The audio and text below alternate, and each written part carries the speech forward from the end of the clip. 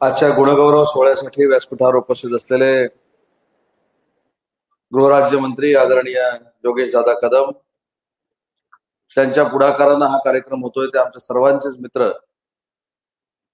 माजी नगरसेवक आणि भावी नगरसेवक अमेयजी घोले, व्यासपीठावरील सर्व सन्माननीय मान्यवर, मोठ्या संख्येने उपस्थित सर्व विद्यार्थी, पालक, बंधू आणि भगिनी, मी सगळ्या विद्यार्थ्यांचं मनापासून कौतुक करतो की तुम्ही सगळे सत्काराला पात्र झाला। आता मला अमेयजी सांगत होते की एका विद्यार्थिनीला 98.80% मार्क पडलेले आहेत।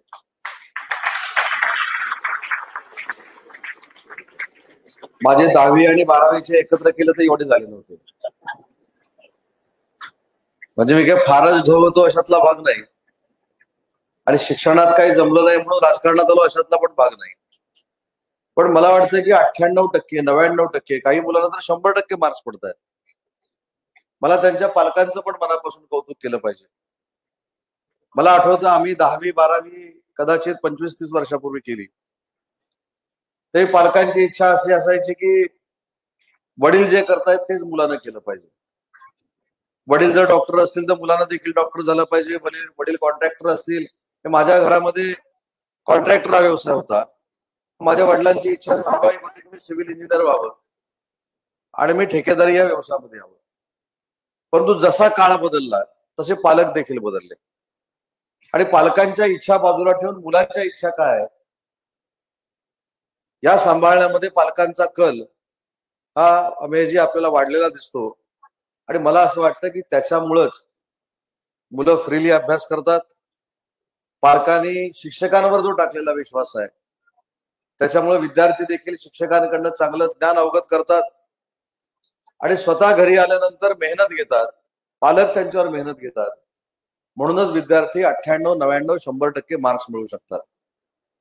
भविष्यामध्ये तुम्हाला भारताचा सुज्ञ नागरिक होत असताना काही आदर्श डोळ्यासमोर ठेवायचे आहेत। शेवटी प्रत्येकानं कुठचा आदर्श डोळ्यासमोर ठेवा हा त्याचा वैयक्तिक भाग आहे। परंतु 1 महिन्यापूर्वीची घटना मी आपल्याला सांगेन की ज्यावेळी भारतानं पाकिस्तानला अद्दल घडवली, आणि भारतानं पाकिस्तानला अद्दल कशी घडवली ही जगाला सांगणाऱ्या कोण होत्या?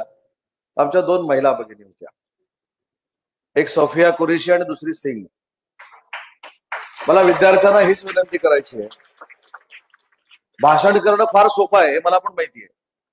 तुम्ही मला विचाराल हे मोठमोठं भाषण करतोस मग तू सैन्यात का गेला नाहीस, हे पण मला माहिती आहे। पण शेवटी आदर्श घेण्याच्या ज्यावेळी पद्धती बदलत असतात त्यावेळी असे अनेक आदर्श आपल्या डोळ्यासमोर येतात की ज्यांचा वापर आपण आयडॉल म्हणून केला पाहिजे। आज देखील जरी बातम्या आपण बघितल्या, इराण इस्रायल असेल किंवा इराणवर केलेला अमेरिकेनं हल्ला असेल, या सगळ्या गोष्टी आपल्या डोळ्यासमोर असताना आपला देश आहे त्याच्यापेक्षा सक्षम करणं, आपल्या भारत देशातल्या प्रत्येक मुलामध्ये राष्ट्रभक्ती जागृत करणं ही आपल्या सगळ्यांची जबाबदारी आहे। आणि म्हणून तुमचं कौतुक करत असताना तुम्हाला विनंती देखील करेन, शिक्षणानंतर परदेशामध्ये जाण्याची प्रथा फार मोठ्या पद्धतीने वाढते, पण परदेशामध्ये गेल्यानंतर आपल्या देशाला देखील विसरायचं नसतं, आणि आपण ज्या शाळेतनं शिकलोय त्या शाळेला देखील विसरायचं नसतं। हा आदर्श जर तुम्ही डोळ्यासमोर ठेवलात तर तुम्ही आदर्श विद्यार्थी, आदर्श नागरिक बनायला वेळ लागणार नाही। मी एक छोटंसं उदाहरण देतो। मी आणि योगेश दादा रत्नागिरी जिल्ह्यातनं येतो। आम्ही रत्नागिरी जिल्ह्यामध्ये दोघांनी मिळून एक उपक्रम सुरू केला।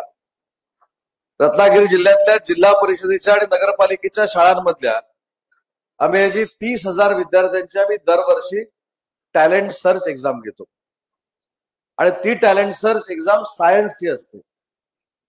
ती टॅलेंट सर्च एक्झाम घेतल्यानंतर त्यातनं 3,000 विद्यार्थी आम्ही निवडतो, त्यांची परत एक्झाम घेतो, त्याच्यातनं आम्ही 500 विद्यार्थी निवडतो, त्याच्यातनं आम्ही 100 विद्यार्थी निवडतो, आणि पुन्हा एकदा 100 विद्यार्थ्यांची परीक्षा घेतो। त्या 100 विद्यार्थ्यांपैकी 22 विद्यार्थी पहिले आलेले आम्ही नासाला पाठवतो, आणि उरलेले जे विद्यार्थी आहेत ते इस्रोला जातात। त्यामागची आमची सगळ्यांची संकल्पना काय, तर आपण एपीजे अब्दुल कलाम साहेबांचं नाव घेतो। मग आमच्या या उपक्रमातनं एक तरी एपीजे अब्दुल कलाम जर तयार झाला तर आम्ही खऱ्या अर्थानं डीपीएससीचे मेंबर म्हणून सदस्य तिथं होतो किंवा मेंबर तिथं होतो आणि ते सार्थकी लागलं असं समजणारे आम्ही दोघेही पदाधिकारी आहोत, कार्यकर्ते आहोत.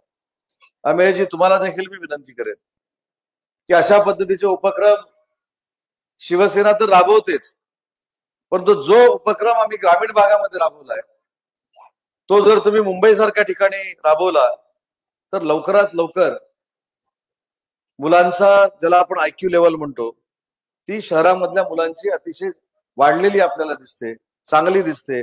म्हणून या उपक्रमांना प्रतिसाद शहरामध्ये चांगला मिळेल. तुम्ही तर नगरसेवक होणारच आहात, त्याच्याबद्दल काय तरी मात्र शंका नाही, ती काड्या दगडावरची दही काय. योगेशजींनी सांगितलं त्याला देखील माझा पाठिंबा आहे, त्याची चिंता करण्याची काय आवश्यकता नाही. पण हे सगळं करत असताना आपण सगळ्यांनी मिळून विद्यार्थ्यांप्रती काही देणं लागतं, म्हणून काहीतरी काम करणं, काम उभं करण्याची आवश्यकता आहे. आणि हे करत असताना अतिशय योगेशजींनी एक मुद्दा महत्वाचा मांडला, तो म्हणजे 10वी 12वी नंतर पुढे काय. परत 10वी 12वी नंतर पुढे काय हे आम्ही सांगितल्यानंतर, आपण सांगितल्यानंतर त्यांनी तर केलं, तर त्याच्या पुढे काय हे देखील मार्गदर्शन मुंबईच्या विद्यार्थ्यांना करणं हे अत्यावश्यक आहे.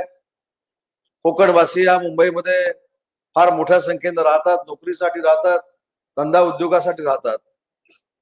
त्यांना देखील मला एक विनंती करायची की कोण आपल्यासाठी चांगलं काम करतंय याची नोंद आपण सगळ्यांनी म्हणून ठेवली पाहिजे. आणि हा जर नंबर काढायचा या प्रभागामध्ये आपण जर निर्णय घेतला तर अमेय घोलेशिवाय पर्याय नाही, हे देखील मला माहिती आहे. म्हणून त्यांच्या कार्याचे मनपूर्वक मी कौतुक करतो, त्यांच्या भविष्यातल्या राजकीय वाटचालीला देखील शुभेच्छा देतो. आणि जाता जाता एकच उदाहरण देतो. 2014 आणि 15ला मी या राज्याचा राज्यमंत्री होतो, नगर विकास खात्याचा राज्यमंत्री होतो. आणि या शिवाजी मंदिरला एक अमेयजी कार्यक्रम होता. या कार्यक्रमाला माझ्यासोबत किंवा माझ्यासोबत असं म्हणून उपयोग नाही, त्याच्यासोबत मंगेश म्हैसकर सोबत मी उपस्थित होतो. मंगेश म्हैसकर हा माझ्या 10वीच्या वेळी एक मुंबईमध्ये झोपडपट्टीत राहणारा मुलगा त्यावेळेचे 96% घेऊन महाराष्ट्रामध्ये पहिला आला होता.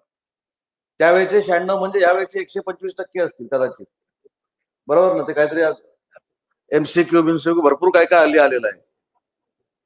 हा, सगळ्या गोष्टी आल्या. मी त्याला एक प्रश्न विचारला की सध्या तो उद्योग काय करतोस. त्यानं मला सांगितलेलं एक महत्वाचा आदर्श आपण जर डोळ्यासमोर ठेवला तर आपण खऱ्या अर्थानं भारताचे सुदृढ नागरिक बनू शकतो. त्याने मला सांगितलं की मला जे अमेरिकेमध्ये पॅकेज आहे ते फार मोठं पॅकेज आहे, पण त्यांच्याबरोबर अग्रीमेंट करत असताना मी जानेवारी आणि फेब्रुवारीची सुट्टी मागून घेतलेली आहे. या सुट्टीमध्ये तो काय करतो, दरवर्षी तर पुन्हा भारतामध्ये येतो आणि ज्यांना 35% मिळण्याची वानवा आहे त्यांना 35% विद्यार्थ्यांना मिळण्यासाठी प्रयत्न करतो. काही लोकांना 50% पाहिजे असतात, त्यांना त्यांच्या 50% प्रयत्न करतो.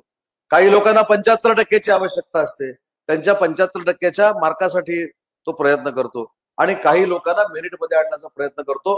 पण ही सगळीच्या सगळी मुलं ही झोपडपट्टी दिसली असतात, त्याची नोंद आपण घेतली पाहिजे. जर एक मुलगा स्वतःच्या मेरिटवर 96% मार्क मिळवतो, अमेरिकेला जातो, अमेरिकेच्या लोकांना स्वतःची कंडिशन टाकतो आणि पुन्हा एकदा आपल्या देशामध्ये येऊन आपल्या देशाची सेवा करतो, हा आदर्श जर विद्यार्थ्यांनी घेतला तर मला असं वाटतं की तुम्ही देखील आदर्श विद्यार्थी बनू शकता. आणि म्हणून सगळ्याच विद्यार्थ्यांचं चांगले चांगले मार्क्स मिळवले, किंबहुना 10वीत माझ्यापेक्षा जास्त मार्क तुम्ही सगळ्यांनी मिळवले, त्याबद्दल तुमचं कौतुक करतो. आणि भविष्याच्या शैक्षणिक वाटचालीमध्ये तुम्हाला काही कमी पडणार नाही या शुभेच्छा देतो आणि थांबतो. जय हिंद, जय महाराष्ट्र.